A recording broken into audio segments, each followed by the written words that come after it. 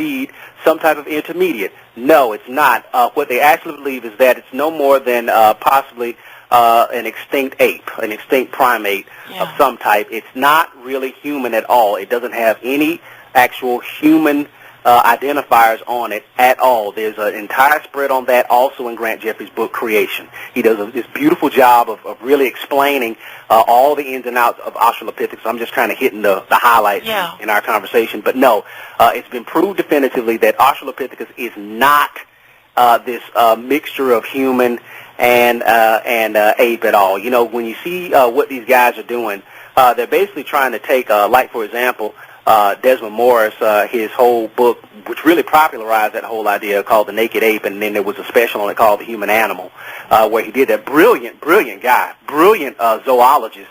And that's the thing about these scientists. They're so brilliant at what they do.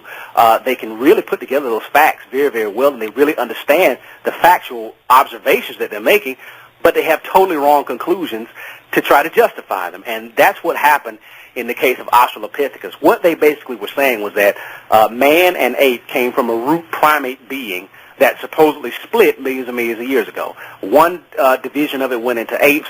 The other division evolved into humans. There is positively no evidence whatsoever to even verify it or vouch it. There was no way to definitively date Australopithecus.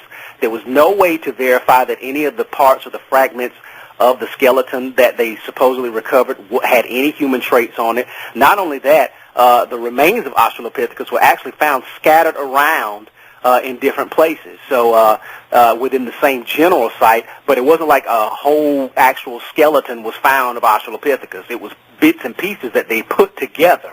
So what could have happened is you could have had one set of apes eating another set of apes and kind of scattered the bones around, and these guys discovered it.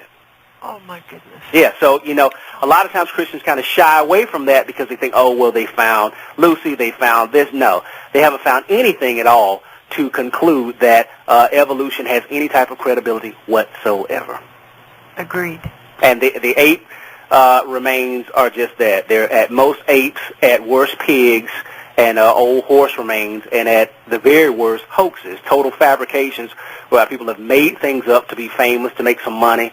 But when it's all said and done, you cannot find one single shred of proof anywhere out there definitively. So you yourself could go and examine it and find out conclusively that, yes, this is an intermediate fossil between an ape and a human. It does not exist. It's not out there. On the other hand, when we look at that in relationship to creation, lo and behold, we should not find that. We know in Genesis 2:7, God formed man out of the dust of the earth, and he breathed into his nostrils the breath of life, and man became a living soul. What they've actually found is that when they looked at the composition of the human body, every single major element in the human body is found within the same composition of topsoil. Wow. Yeah. So did God form man out of the dust of the earth? Yes, he absolutely did, and there's scientific evidence to conclusively prove that that's the case. You know, there's a so-called popular author out there that believes and has put forth that it from the Sumerian texts that it's the clay, and that the clay was not really the dust of the earth. What the clay was, he says, was like the sperm and the ovum. Right.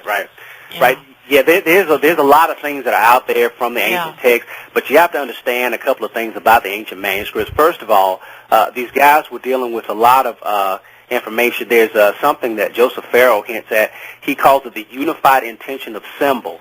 What that is that whenever you're reading an ancient text, a Sumerian text, or one of them like the Edfu text, like the Egyptian text, or like the Lugal-E, and this sort of thing that's been interpreted by centuries, what you look at is the fact that they're actually dealing with multiple layers of historical events, some of them garbled up, some of them not, and they'll use one set of symbols to communicate a variety of different things in layers. So you'll have, in one sense, like you're saying, people who come out there and they have kind of a sort of one-track mind, so to speak, when it comes to interpreting those texts, and they'll say, oh, that's not the clay from the ground, that's actually, dealing with sperma. Oh, that's not really the clay from the ground. They grafted a human that was already here who had evolved, and then they formed another human out of it, and this sort of thing. There's no definitive evidence to prove beyond a shadow of a doubt that that's even the correct interpretation of those texts. And Joseph Farah goes into a lot of detail with that in his book Cosmic War. He also does a great job on that with the Giza Death Star trilogy that he wrote as well. But the bottom line is, ma'am, when you look at those things, you can't really see that that's what happened. Another great book that deals with some of that information is a book called Babylon Religion. It's by a guy named David Daniels and also a guy named Jack Chick. They go into that, too. They talk about how the fact that, in addition to the fact that you're probably dealing with some things that happened before the flood and even in what's called prehistory, you also have the fact that, unlike the biblical writers, when these people were transferring knowledge and information, they didn't write it down immediately. Yeah. So what happens is you go from a historical event to an actual story that's being told, to a legend, to a myth. And as it's told, you might have done this little exercise where you have a lot of people sitting around, and one person will whisper a sentence to another person. Oh, yeah. And then they have to, pass it, by whispering in the ear. So by the time you get to the last person, it's nothing like what you heard, from the first person. Like, what? I didn't say that at all. What are you talking about? And that's the same thing that tends to happen, unfortunately, with what's called the legacy civilizations, those groups that came into effect after the flood of Noah. What happened was, as they began to separate out, when God scattered them throughout the earth, they began to tell the stories, but they didn't write it down immediately. Right. And so a lot of things got mixed in there, and lo and behold, they can be bunching together a lot of different things that could have happened before man came on the scene with the angels and some of the things going on there, also in between Adam and Noah, and what happened shortly after Nimrod, the Tower of Babel, and when God scattered them. So they'll be mixing all that sort of thing together and doing their best to try to preserve that knowledge, and lo and behold, get some things mixed up.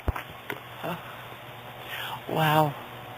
Yeah, so the thing is, it has been proven that man very well could have come from the dust of the earth. We know, of course, in Christian circles that he absolutely did, because that's what the Bible teaches us. But there's scientific evidence to conclude that. Also, we know that there are no intermediate fossils.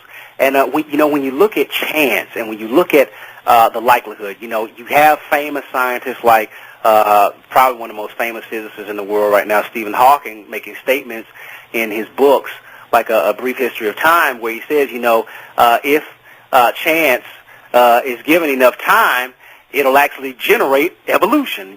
For example, he makes the statement that a lot of these guys make, and this is no strike against him or Desmond Morris or these guys. They're brilliant guys. I think they're just deceived, really. Yeah. But basically, what he says is, if you have enough monkeys typing on typewriters, if they type on that thing long enough, they'll actually end up typing by random chance of a passage from a sonnet of Shakespeare. So that's what they say. Well, a guy put them to the test, and this is also in the book by Grant Jeffrey called Creation, where he put it to the test. He said, I wonder if there's any credence to that thing.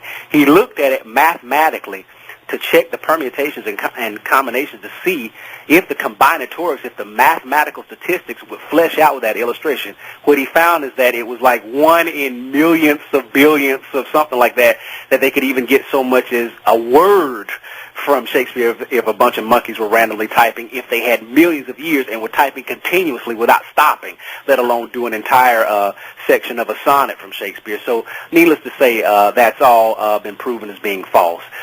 You won't have something intelligible like that coming out of randomness and that sort of thing. And, of course, when we talk about entropy, we can get more into that. But the bottom line is saying that is almost like saying, if you took a watch and you broke it apart and scattered it throughout a beach, given enough time, millions and millions of years, that watch will actually, by the wind blowing and by the waves crashing and by the storms, it'll end up folding back together, it'll end up aligning back up and start working again. Of course, we know that's absolutely ridiculous, but that's basically what scientists are saying whenever they say given enough time, given enough millions and millions of years, life could actually evolve. No, it's been proven by Fred Hoyle and other guys that when it's all said and done, they really said that the likelihood of there even being the proper conditions for some primordial soup forming into life is basically impossible, let alone for it to actually generate